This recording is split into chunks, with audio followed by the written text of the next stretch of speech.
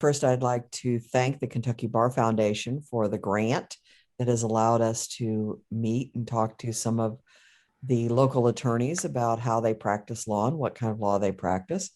I'd like to thank the University of Pikeville for hosting us on their YouTube channel so that people can watch some of these and see what we're doing. And I'd like to introduce you to Kristie Goff. She is a local attorney. She is a UPIKE graduate. And as with some of the other attorneys, she is an alum of mine. I'm Dr. Nancy Cade. I teach political science at the university.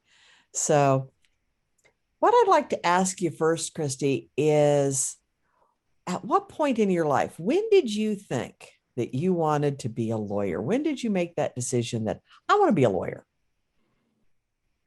Honestly, I was probably late in high school. My entire childhood, I thought I wanted to be a veterinarian and realized that wasn't probably going to happen.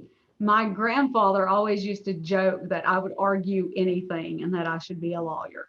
And so when I got in high school, we actually had a class that was Introduction to Law that I took, and we did a mock trial. And I thought, maybe I can do this. Maybe he's right, and this is something I should try. So it wasn't until I was probably 16, 17 years old.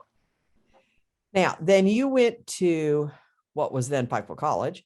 You went to Pikeville College, and did you major in the traditional business, history, political science type major that so many people major in as leading to law schools? I did. I was a history, political science major. Were there any classes that you took as a history, political science major that you would recommend to a student who is considering law school? Hey, this is something you might want to check out. I would recommend any type of government-based class. I came to find out after I started practicing that you need to know a lot of the history of the government because we don't make the laws, we only argue the laws. So you need to know the system of how the people in the state are making the laws and what is going into that. So I think all of those classes actually are beneficial. And then history, everyone needs to know, history. So highly recommend that. Yeah, I think you have a little bias there, and I'm good with that. I'm very good with that. Now, this is a little bit different, but if you had it to do over again, if you had your undergraduate career to do over again, are there classes that you wish you had taken? And, this would be classes that would help you in law school or help you in the practice of law. Sometimes I will talk to students about maybe taking a creative writing class. And they're thinking, well, I'm not going to be doing creative writing when I'm a lawyer. And oh, yeah, you're going to be doing a lot of writing. A lot. What would you recommend that you didn't take that you might have?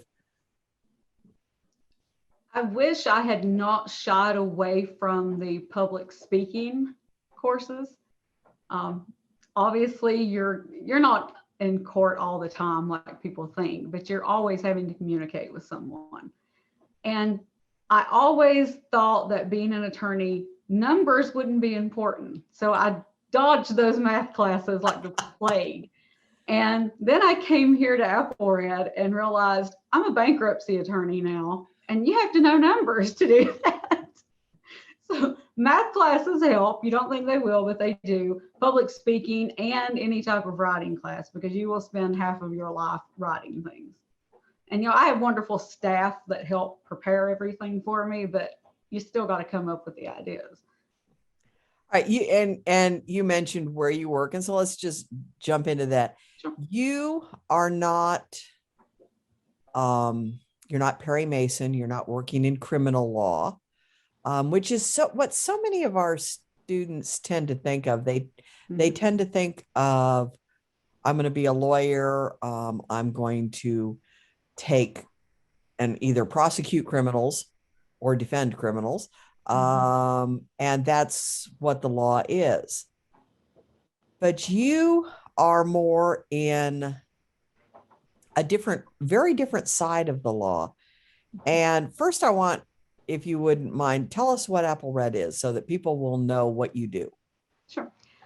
Apple Red is short for Appalachian Research and Defense Fund, which is the legal aid organization in Eastern Kentucky. We actually have offices all the way from this part of the state to Madison County, basically in Richmond.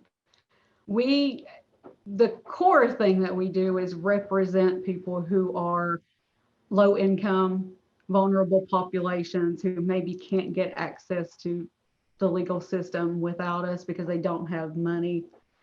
We do also have grants that allow us to help victims of domestic violence, regardless of income, or people over the age of 60, regardless of income, because they're a population of people that's vulnerable. We don't do criminal work here. We do only civil matters, which can be anything from what people typically think of divorces and family law to my end of the spectrum, which is a lot of administrative work, public benefits, people who need Medicaid, people who need SNAP benefits for food. We got a lot of people who are right now struggling to get unemployment benefits. I also do a lot of consumer work. People's homes are being foreclosed on. People are being evicted because they can't pay their rent or they, have other issues. Bankruptcies are a big one because people can't pay their bills right now. So I spend probably most of my time here working with people who simply have been dealt a really bad hand in life and are needing someone to help them get out of that situation. Highly recommend, if people don't know, that they go look up and hopefully in their lifetime get to meet John Rosenberg, who's the founder of this organization. Wonderful history.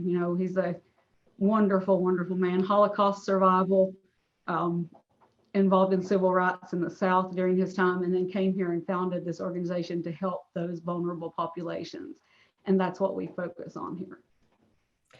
So you work for a non-government entity. This is not a government entity. So we are government funded, but not a government entity. Right. People think of public defenders. That's not what because you're not doing criminal work. That's not what you're talking about. This is would you call it a government private combination? Something that we're sort of a hybrid. We're a private company, a private law firm, but we receive funding from the Legal Services Corporation in Washington. We also have other grants that come from state agencies or private sources. So we're not completely federally funded. So we have our own rules, but we also have to follow the Legal Services Corporation's rules as well. But no, we are not actually a government entity. What led you to work for Apple Red? Short story to what would be a long story. I was actually in private practice for about 6 years, hated every day of it. And that's just the honest truth. Why? Because I did not feel like I was helping people who needed help. I felt like, I was doing injury work and things like that, where you're basically collecting, money from car insurance cases or slip and falls and it's not that I didn't like my clients. They were good people who needed help as well, but I didn't feel like I was making an imprint in the community or helping people that needed it the most. Those people could afford to come in and get us to represent them because, you win a car wreck case, you get paid through the insurance. There are so many people in this community who can't afford to even walk in an attorney's door and get them to talk to them because they just don't have the means. And I got really disillusioned with that. I was like, I need to feel like I'm making a difference somewhere. I'd always wanted my entire life to be someone who helped the community and gave back. And I actually had quit practicing law for a while. I was teaching. And that's when my mom was actually working in Floyd County with John Rosenberg's wife. And she persuaded me to call him one night. And we had a conversation on the telephone where we discussed, this organization and what they did. And I thought, that sounds like something that I always wanted to do. And so I just kind of took a leap of faith and interviewed for the job. And I've been here close to, I think, 15 years soon. So it's a different type of work. It is truly service driven. Yes, it is. You're not going to become the world's wealthiest attorney doing this type of work, but I get the feeling for you, it is very soul satisfying. It is. All the money in the world is not going to make you happy. I think people think it will, but it doesn't. You need whatever it is that I needed to feel was that I'm making a difference for somebody else. Because if I can pay my bills and get by, I don't need a lot of money. I just need to feel like I'm doing something important. That makes me very proud, by the way. I knew you had it in you, and now I get to see it, and it makes me very proud of you. Where did you attend law school? I went to Selman P. Chase College of Law, which is at Northern Kentucky University. What made you select Chase as where you would want to go? I knew I wanted to stay in Kentucky, and there's 3 schools here, Lexington, Louisville, and Northern Kentucky. I'm not a city person necessarily, so Louisville is kind of not my thing. I like Lexington, but to visit, not live there. Northern Kentucky is kind of this wonderful combination of, you've got Cincinnati right across the river if you want to go to the city, but where I lived in Highland Heights is country. And so I felt so much more comfortable there. When I went to visit, I kind of just fell in love with that community, and I knew that's where I wanted to go. It's kind of funny. One of the other attorneys that I've interviewed for this series said the same thing about Chase feeling more like home. Yeah, it does. And I know for a lot of my students that have gone to Chase, they have felt at home there, but also there's so many attorneys in this area who went to Chase that you're building a natural network that way. Yeah. Everyone sort of knows someone who was there before you when you go. Yeah, because you know the people that were there 2 years before you and the ones that are 2 years after you, and you build that community, which I think is really important. I don't think people realize how much lawyers know each other. Yeah. How well they know each. And on, today you may be working with a lawyer on something, and tomorrow you may be working against him. Oh yeah. Yeah. You're going to find days when one day you're in court arguing with someone, and the very next day you're, arguing everything that's out of their mouth is just a lie. And that's just part of the nature of it being a fairly small community. Now, like you said, in Kentucky, we don't have legal specialties, but we have legal specialties. I can say that, you can't, because I'm not a lawyer.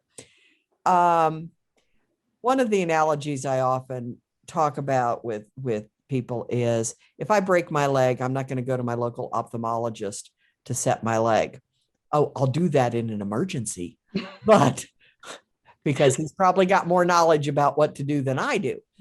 But you practice a very special form of law. When you're talking about bankruptcy law, there are so many things involved in that type of a specialty.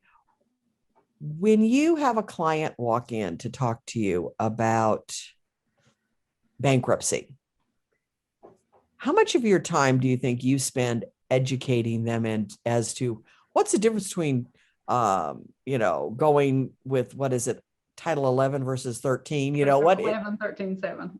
Yeah, I knew the 11 and 13, couldn't remember the 7. But how much time do you spend with a client, do you think, educating them into the legal proceedings? I think it's probably the majority of the work, because it's hard for someone who, you don't want to hand them a code book that's this thick and say, here's what you have to know for bankruptcy court. It's never going to work. A lot of people have sort of the wrong idea of what's going to happen in their case or how the procedure is.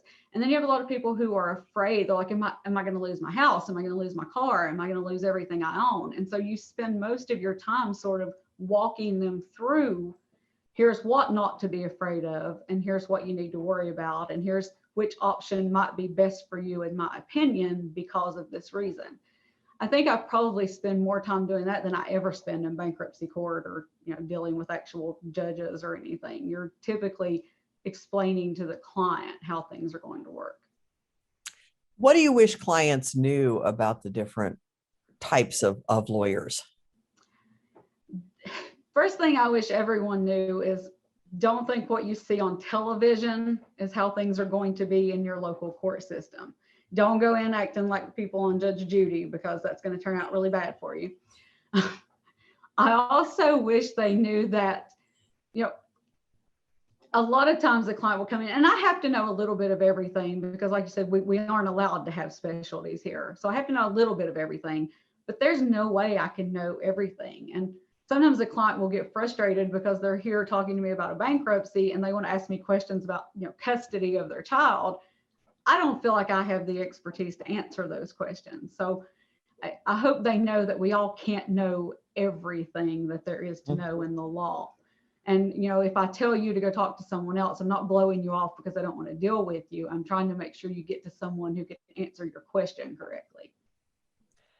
Okay, next, I'm gonna go along those lines because I want to explore an idea.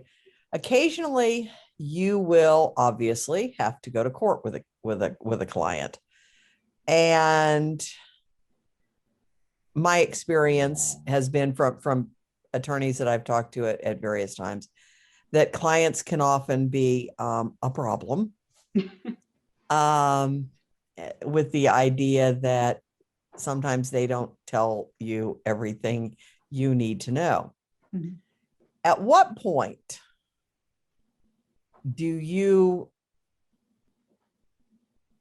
realize, at what point do you come to the conclusion that this case, I need to step away, or I need to step back, or I need to get the client off into the client consultation room and talk to them?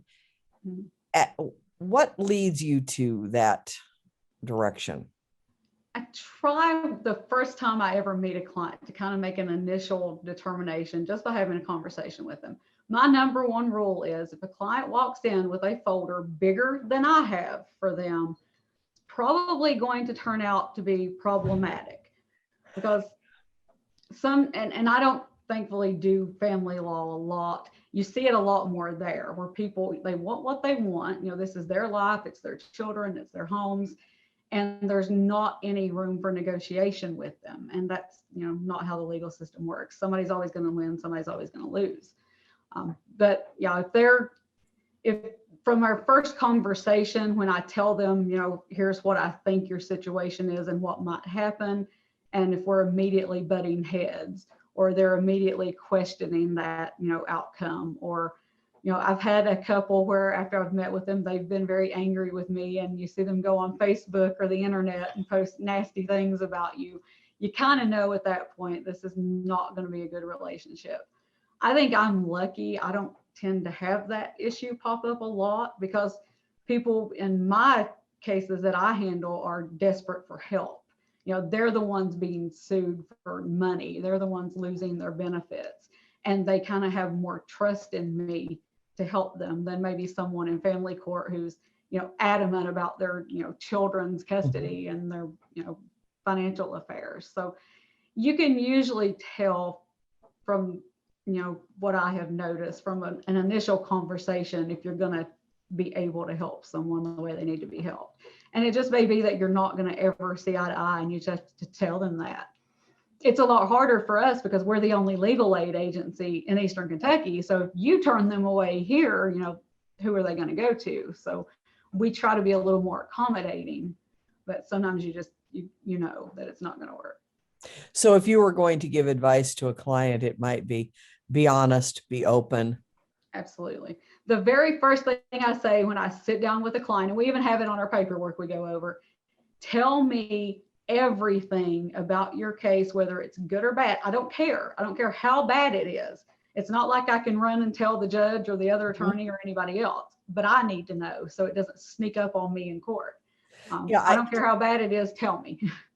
I think one of the things that I hear so often in these interviews is, clients not working with the attorney. And that can be a major problem. So I'm getting the feeling that from you that one of the most important skills that you absolutely have to have as an attorney isn't legal knowledge. That's important. It's how to work with people.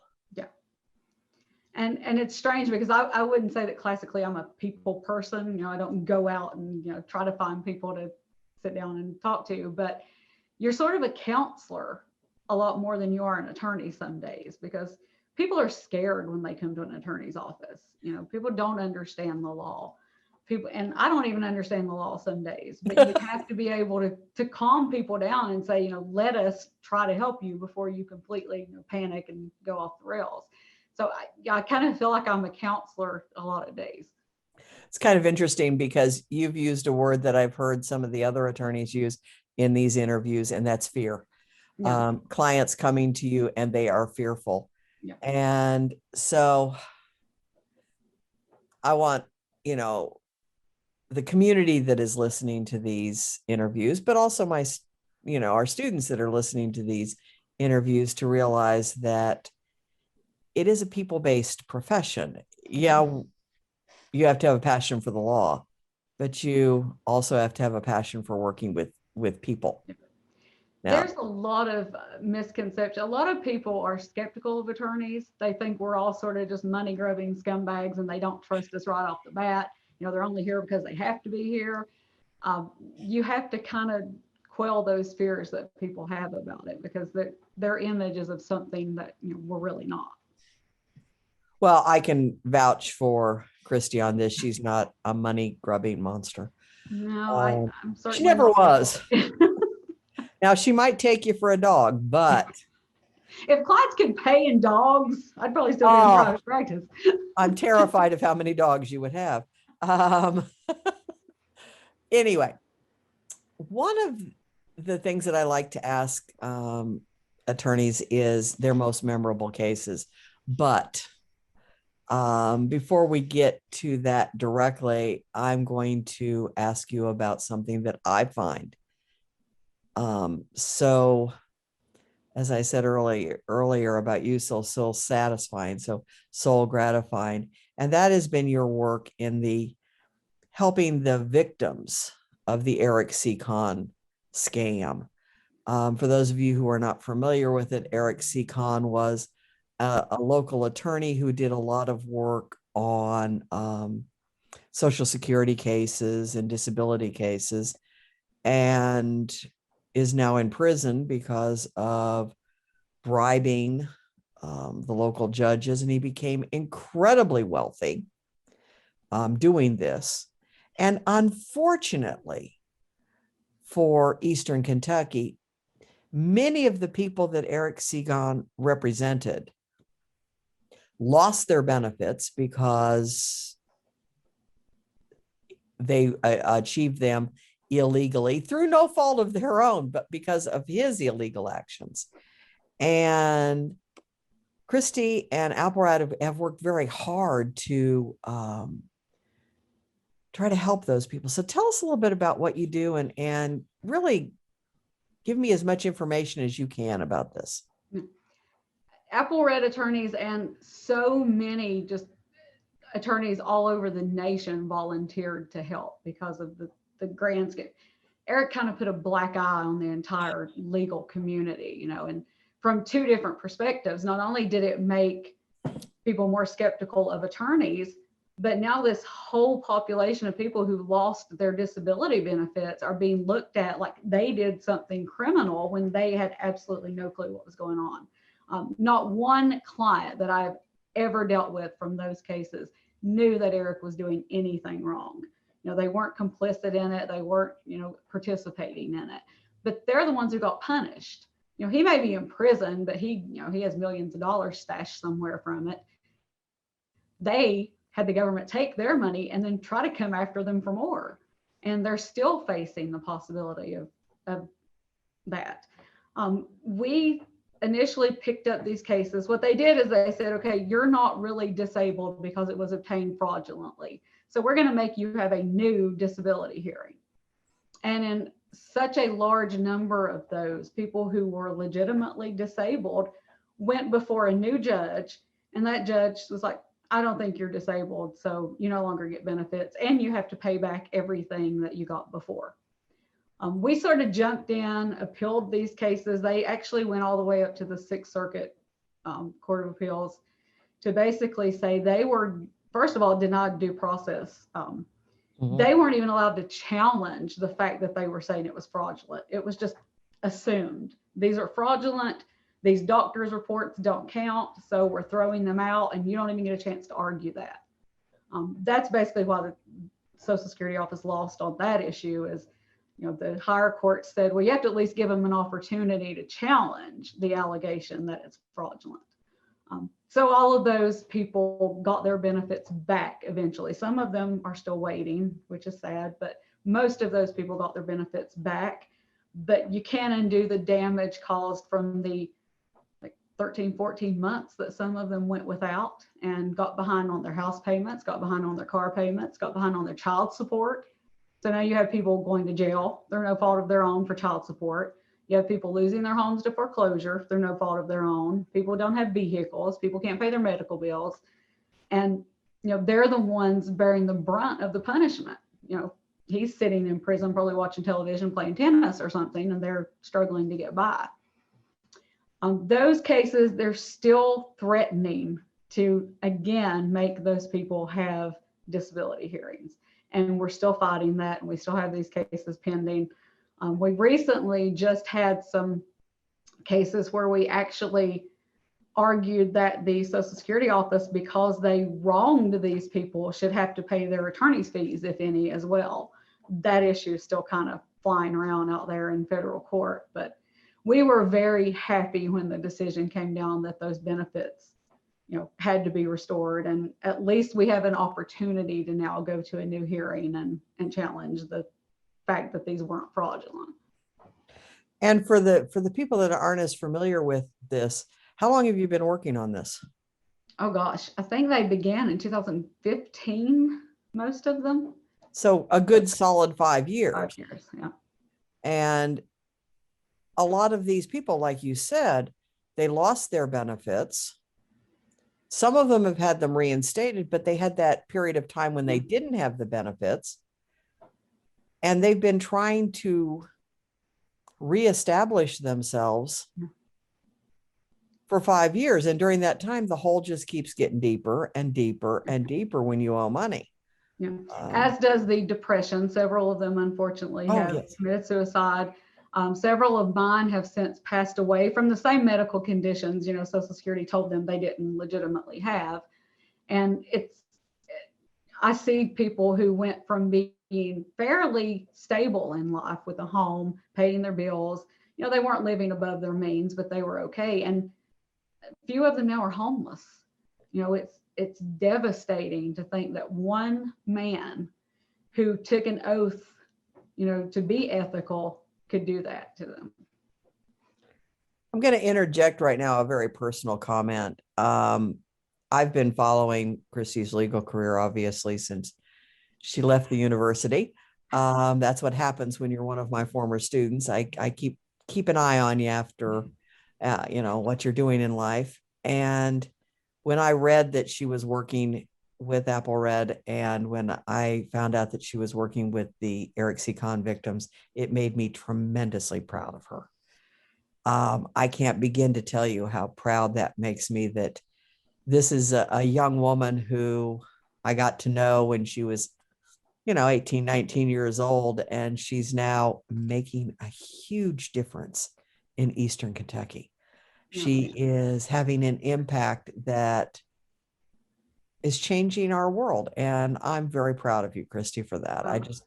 I appreciate that. I can't take all the credit, though. If it weren't for the people around me in this organization, I wouldn't even know where to start on some of those cases. So there's so many people that have, that's one of the highlights of, Apple Red's work, is so many people made that happen, that we could at least help that many people. You all jumped in with both feet, and it just, it's made a difference. And like you said, the victims of Eric Ckhan, what he did was just, I have no other word for it than obscene. Yeah. So are there any other cases, or are there any other programs that you've worked with that are, you think, the kind of, when you're 70 years old, you're going to look back and go, I did something good there?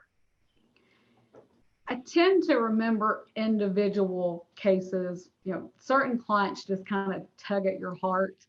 And those are the ones that, I still check on. Their case may have been 5 or 6 years ago. I still want to call them up every once in a while and say, how you doing? I think probably the one that sticks with me the most was a gentleman from Martin County who was in his late 70s at the time. His wife had just passed away. He ends up losing his home in foreclosure. They're suing him. He thought, oh, we have life insurance on it. It's going to pay it off. I'm fine. Turns out they didn't. So he came here for help. And I looked at this case and thought, I don't know what I'm going to do for this person. I don't have a clue how to save this man's house for him. And I can't bear the thought of him being homeless. Like, I'll take him home with me if I have to. I was so proud when we got involved. And probably about 5 months later, we had a hearing on the case. And I was like, I think we can work this out if we just file a bankruptcy. It's just kind of, why didn't I do that to start with? So we actually ended up filing the bankruptcy just to kind of stop them from taking his house. And at that point, we were able to work out a new finance agreement that he could afford to pay, because he did have disability income. He just didn't have his wife's income anymore. And he actually sat in my office and cried that day. And I thought that you don't ever forget those people that you see.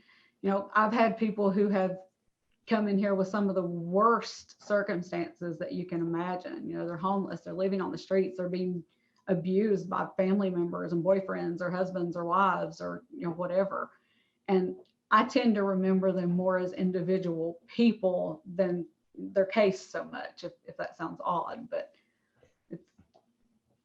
no, it sounds like you found the right place for you. It sounds like you found your niche where you need to be. Yeah, I think that period of time that I had questioning whether law school was the right idea, it kind of went away when I realized that the work I do here feels important to me. It doesn't feel like I'm just going to the office and putting in, 8 hours of, calling insurance companies all day and not actually accomplishing anything. Well, I don't think it just feels important. I think it is important. I think what you do is important. Yeah. Some of the stuff recently that we've been able to do that kind of have made me really proud is we've gotten into expungement work, especially since felonies now can be included. And I've had a lot of people come to me like, I can't get a job because of something I did when I was, 19 years old, and I'm a different person now. And I just recently had a girl that we did that for, who was trying to get into nursing school, and she couldn't because she had this 15-year-old crime on her record. And you get rid of that for them and they get into nursing school, and she's a nurse now. She's able to live her dreams as well. And those things just make you feel like you're actually doing something good. That is awesome. I am that. Yeah, you found your right place. I am convinced of that. And I think for many of our students who are very service oriented, who have that servant quality about them, that is something that is a branch of law that they might not have considered. Right. It's not, you may think of being a public defender, but that's all criminal law. This is something different. Yeah. And I'm sure that even though you focus a lot on bankruptcy law, I'm sure that every day you deal with many different aspects of the legal profession, because you have clients that are in need of all kinds of assistance. The pandemic has really increased my caseload when it comes to people needing SNAP benefits, people needing medical coverage. They're just, money's not coming in. Yes. And people who've applied for unemployment 6 or 7 months ago and still haven't received or heard anything. We just did in the past week 2 unemployment hearings for people who've been waiting since last October, just to try to help them. We've had a huge influx of, for some reason, the SNAP office terminating people's SNAP benefits and accusing them of misusing them and trafficking them. And just, it's a horrible time for people to not even be able to go to the grocery store because they don't have money, and now they're losing their benefits. So that's really sort of exploded since the pandemic has begun.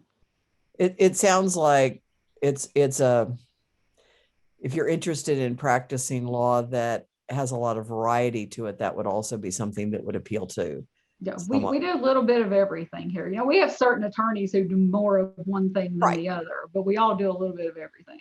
It sounds really interesting. Well, I would like to thank you very much for taking the time to talk to us, because I'm I have to admit, when we put together this program, I got very fortunate because I got to put together a list of local attorneys who I refer to as, you just kind of have to deal with this, my babies, people that I am very proud of, that I had, I got to share a small part of their life journey with them. And you are one of those that I am always been very, very proud of. So Kristie, thank you. This is Kristie Goff. Thank you very much for joining us. And again, thank you to the Kentucky Bar Foundation for our grant and the university. And Kristie, thank you. You are very welcome. Thank you.